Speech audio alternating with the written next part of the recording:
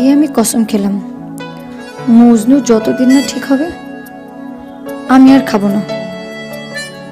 আমার হাজবেন্ড কাজ করবে না, বড় বোনের টাকা আয়েশ করে খাবে, এটা আর হতে দেব না আমি।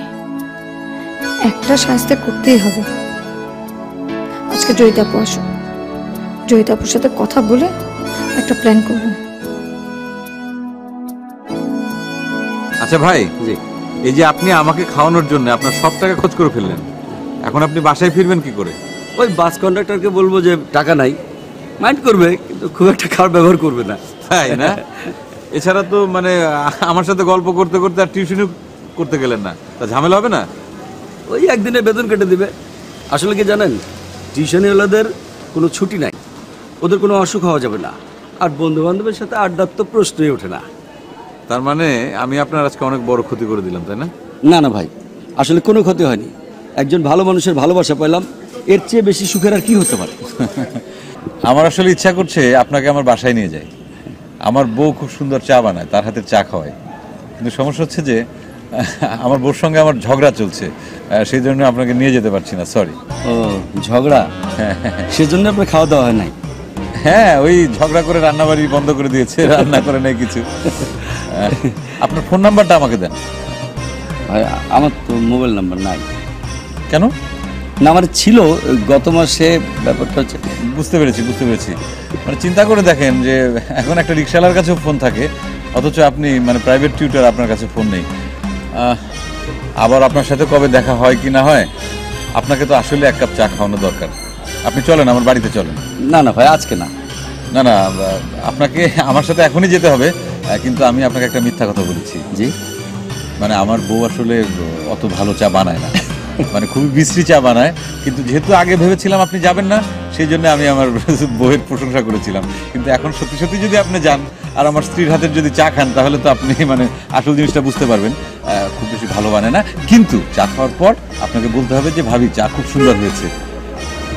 জি, সব ঠিকঠাক বলবো। আপনি মনে হয় ভাবিকে খুব বেশি ভালোবাসেন। জি ভাই, আমি আমার বউকে খুব ভালোবাসি এবং সে আসলে অনেক ভালো মানুষ। আপনি আমার বাড়িতে গেলে পরে বুঝতে পারবেন।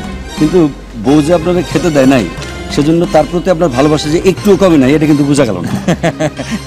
গেলেই বুঝবেন, চলেন।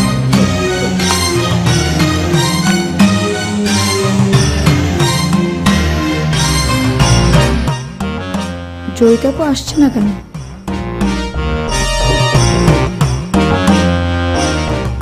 জয়িতাপু মনে এসেছে। মানে একটু সময় লাগছে, মনে হয় ওয়াশরুমে আছে। আপনি কিছু মনে করছেন না তো? না না, আমি কিছু মনে করছি না। একটু দেরি হচ্ছে। চা খাবো তো। হ্যাঁ। অহনা, অহনা,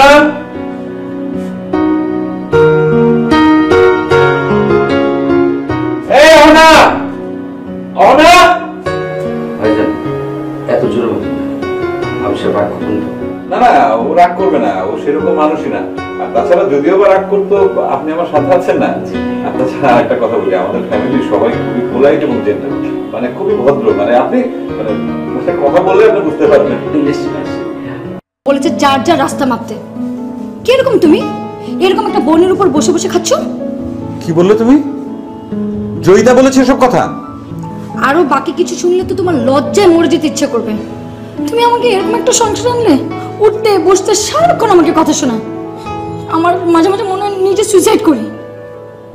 জয়িতা সত্যি এসব কথা বলেছে? হ্যাঁ, তুমি জেনে রেখো, আমি মরার আগে তোমার জাত গোষ্ঠীকে মেরে তারপর আমি মরবো। ভাই আমি তাহলে আজ যাই, পরে আসবো। কি? জি আমি যাই। উনি কে? আমার বন্ধু। জি, বেশি দিনের না, আজকে পরিচয় হয়েছে। হ্যাঁ আমি যাই। না ভাই, আসলে ঘটনা হয়েছে কি, আপনি বিষয়টা বুঝতেই পারছেন। আসলে আমার ফ্যামিলির লোকজন সম্পর্কে আমি একটু আপনাকে বেশি বেশি বলে ফেলেছিলাম। আর তাছাড়া এরকম একটা ঝামেলা হয়েছে তো বাড়ির মধ্যে। জি। সো আজকে আর না, আপনি এখন আসেন, অন্য আরেকদিন আপনার সঙ্গে আমার বাড়িতে দেখা হবে বা আমি আপনাকে চা খাওয়াবো। জি ভাই, জি আচ্ছা ঠিক আছে।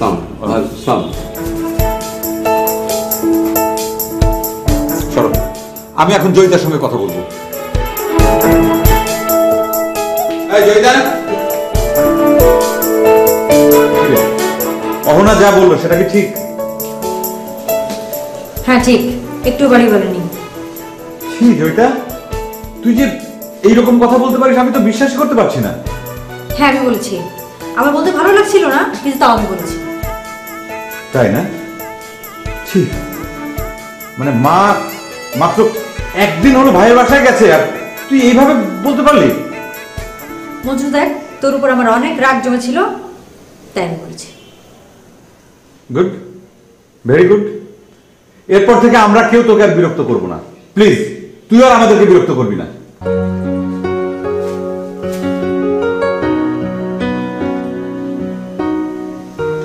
জয়িতা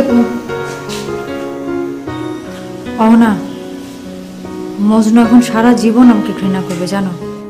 ও যেদিন জানবে ওর ভালোর জন্য তুমি এসব করছো, দেখবে ও আগের থেকে তোমাকে অনেক বেশি ভালোবাসবে। কিন্তু কিন্তু আমার অনেক কষ্ট হচ্ছে অহনা।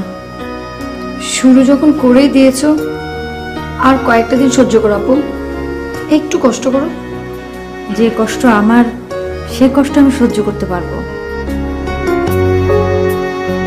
কিন্তু আমি মজনুকে যে কষ্ট দিলাম সেটা কি করে সহ্য করবো অহনা?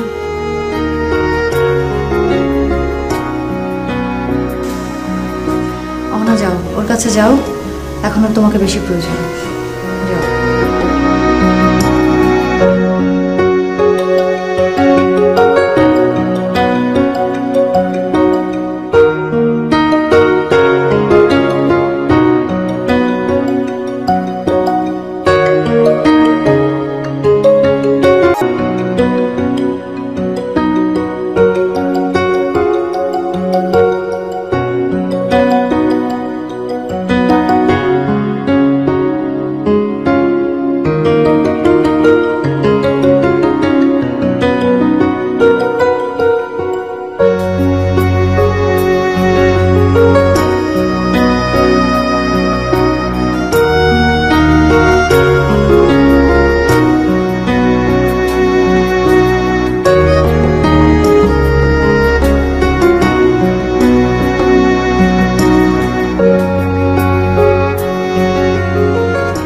অহনা, বিয়ের সময় কিছু টাকা গিফট পেয়েছিলে না? হ্যাঁ আছে তো, 1000-5 টাকা এখনো আমার কাছে আছে। আমরা আপাতত ওই টাকা দিয়ে চলবো, আর আমি কাল থেকেই একটা কাজের সন্ধান করব। একটা না একটা কাজ তো অবশ্যই পেয়ে যাব, তুমি এ নিয়ে কোনো টেনশন করো না।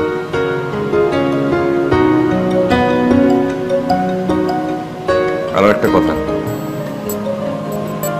জয়িতা আমাদের সাথে কোনো সম্পর্ক রাখতে চায় না, আমিও চাই না। আমরা আলাদা হয়ে যাব। আর এই বাড়িটা তো শুধু জয়িতার নামে না, এই বাড়িতে আমাদেরও ভাগ আছে। সো আলাদা হয়ে গেলেও আমরা এই বাড়িতেই থাকবো। তুমি রাতে কিছু খেয়েছো? ঠিক আছে, তুমি বাজারের ব্যাগটা আমাকে দাও, আমি ফ্রেশ হয়ে তারপর বাজারে যাই।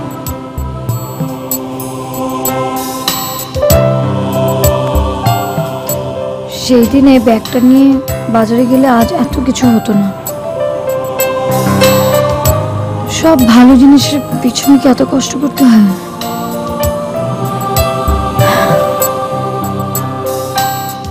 খুব ভালো করেছিস জয়িতা।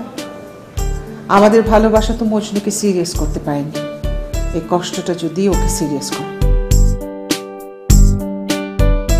কবে আর আসবো? তোর তো এখানে আরেক অকর্মা ভাই আছে না, ওকে আগে সিরিয়াস করে নি, তারপর আসবো। তুই শোন, রান্না বান্না কর, মজনুর সামনে এমন ভাব করবি যে কাজটা নিয়ে তুই মোটেও অনুতপ্ত না। বুঝতে পারছি না, কিন্তু দেখ অনেক সময় কোনো একটা কাজের শুরুটা খারাপ হলেও পরে গিয়ে অনেক ভালো হয়। ওই ভালোটার জন্য অপেক্ষা কর। সারাটা জীবন অনেক কষ্ট তো করলি, আরেকটু কষ্ট কর মা। হ্যাঁ রাখবি, কিন্তু এখন গিয়ে রান্না করবি, খাবি, না খেয়ে কিন্তু ঘুমাবি না। ওকে খোদা। কার সাথে কথা বলছিল মা? জয়িতা। ও কেমন আছো? নিজেকে ঠিক মতো কখনো খোঁজ নিয়েছিস? ওর যে একটা বড় ভাই আছে, সেটা তো কখনো মনেই হয় না। কোনো দায়িত্ব তো পালন করিস না। মা আমি তো খোঁজ রাখি, ওর প্রমোশন হচ্ছে, আগের ম্যানেজারটা চলে গেছে, এখন সে নতুন ম্যানেজার রয়েছে, গুড, ভেরি গুড, প্রফেশনাল হিসেবে খুব ভালো করছে। প্রফেশনাল লাইফ একটা মানুষের জীবনে তো সব না, ওর তো ব্যক্তিগত চাওয়া পাওয়া থাকতে পারে। তোর ছোট বোন বড় হয়েছে, বিয়ে শাদী দিতে হবে, এ বিষয়ে কোনো চিন্তা ভাবনা আছে তোর? মা মানে আমি তো ভেবেছিলাম যে ও মানে প্রেম টেম করে বিয়ে করে ফেলবে আর কি। সবাই তো তোর মতো না। মা তুমি শুধু শুধু আমাকে বকছো। মজনু তো ঠিক ওইভাবে বিয়ে করলো, মজনু আর জয়িতা পিঠি পিঠি। তুমি মেয়ের বিয়ে দিলে না, কিন্তু ছেলের বিয়েতে কিছু বললে না, মজনুকে তো কিছু বললে না তুমি। কে বলেছে মজনুকে বলি না? ওকেও বলি, কিন্তু তুই বড় তাই তোকে বেশি বলি। আচ্ছা ঠিক আছে, বলো কি করতে হবে। থাক, তোর কিছু করতে হবে না। এই বললো মানে তুমি একবার বলছো যে কিছু করতে হবে না, একবার বলছো কিছু করো। আমি তো ঠিক বুঝতে পারছি না যে তোমার সিদ্ধান্তটা কি। তুমি আসলে কি চাও মা, মানে আমার কাছ থেকে কি চাও? আমি চাই তুই আপাতত বৌমার কেয়ারটা নে, ব্যাস। আমি তো কেয়ার নেই মা। কেমন কেয়ার নিচ্ছ সেটা তো দেখতেই পাচ্ছি। মা তুমি জানো না, শোনো, সে তেঁতুল খেতে চেয়েছিল, আমি রিক্সায় করে গিয়ে 80 টাকা দিয়ে তেঁতুল কিনে নিয়ে আসলাম। তুমি কি জানো মানে এখানে রিক্সা ভাড়া কত খরচ হয়েছে মা? 40 টাকা। আর 80 টাকা খরচ হচ্ছে 250 গ্রাম তেঁতুলের জন্য। তুমি এটা জানো মা? বৌমা কোন ডক্টর দেখাচ্ছে? ডাক্তার? হ্যাঁ। ডক্টর দেখাচ্ছিস তো আমিও জানি। তুই জানিস ডক্টরের নাম কি, নাম্বার এগুলো তোর মোবাইলে সেভ করা আছে? কোন ক্লিনিকে বাচ্চাটা হবে, বাচ্চাটা হলে যদি রক্তের প্রয়োজন হয় বৌমার ব্লাড গ্রুপ কি, কিচ্ছু জানিস না।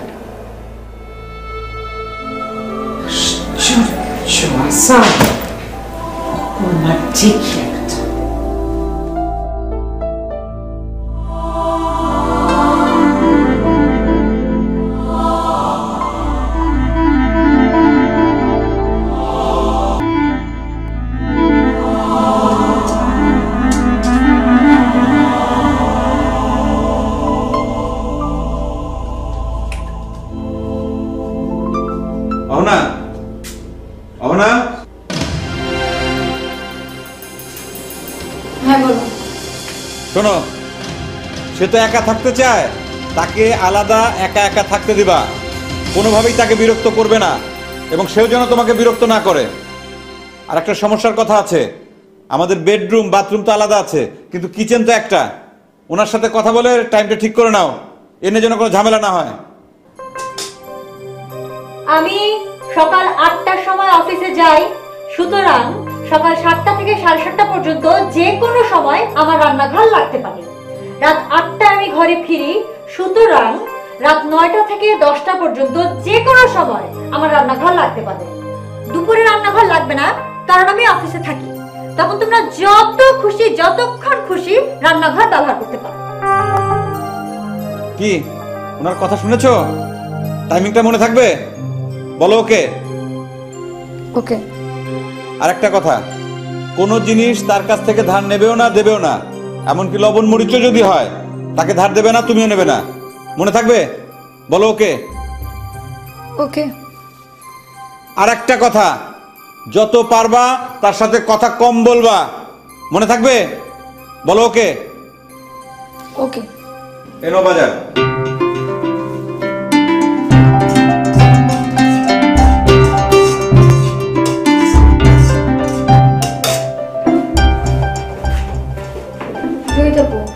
এটা কি হলো? তুমি কি এমন বুদ্ধি দিলা যে ও এখন তোমাকে? সব ঠিক হয়ে যাবে অহনা, তুমি চিন্তা করো না। যেভাবে চলছে ওটা চলতে দাও। মা শুনলে কি ভাববে বলো তো? মা একদিন বাড়িতে নিয়ে আমরা রান্না বান্না আলাদা শুরু করেছে, সব দোষ তো পুরো আমার উপর এসে পড়বে। অহনা শোনো, মা কিচ্ছু মনে করবে না। মার সঙ্গে আমি কথা বলেছি, মাকে আমি সবকিছু বলেছি। শোনো, এখন তোমার আমার কাজ হচ্ছে আমাদের মধ্যে এই শত্রুতা বজায় রাখা, ব্যাস। অহনা শোনো, মন খারাপ করো না। এটা করা ছাড়া আমাদের হাতে তো আর কোনো রাস্তা খোলা ছিল না, বলো? যে ছেলে কখনো সকালে ঘুম থেকে ওঠে না, বাজারে যায় না, সে রাত্রেবেলা বাজার করতে গেল, তুমি বুঝতে পারছো? কিন্তু এখন তো সব আলাদা করতে বলেছে, লবণটাও আলাদা করতে বলেছে।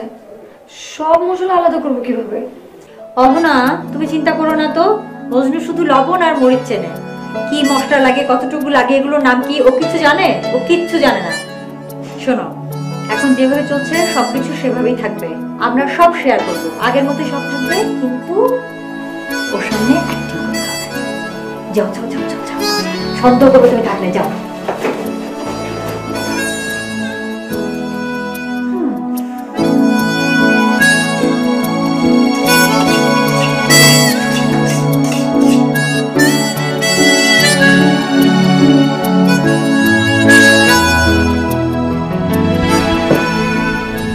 কি ব্যাপার, তুমি দাঁড়িয়ে আছো কেন? না মানে কিছু লাগবে তোমার? না। রাতে খেয়েছো? রাতে ওষুধ খেয়েছো? রাতে আমার কোনো ওষুধ নেই, যেটা যা ভিটামিন আছে সেটা সকালে সকালে খাই। ও আচ্ছা, আর কিছু লাগবে? কি ব্যাপার, হঠাৎ আমার এত টেক কেয়ার? না এমনি টেক কেয়ার করি, মানে আমি তো তোমার সবসময় টেক কেয়ার করি না, কি বলো? টেক কেয়ার করি তো, তাই না? কই না, দেখি না তো। কি যে বলো না, আমি কি বলছো এসব? সেই আচ্ছা ঠিক আছে, বলো বলো এখন কি করতে হবে বলো। না থাক, বাদ দাও। না না, বাদ দেবো কেন? মানে তুমি যা বলবে আমি তাই করবো। আচ্ছা, তোমার কিছু খেতে ইচ্ছে করছে?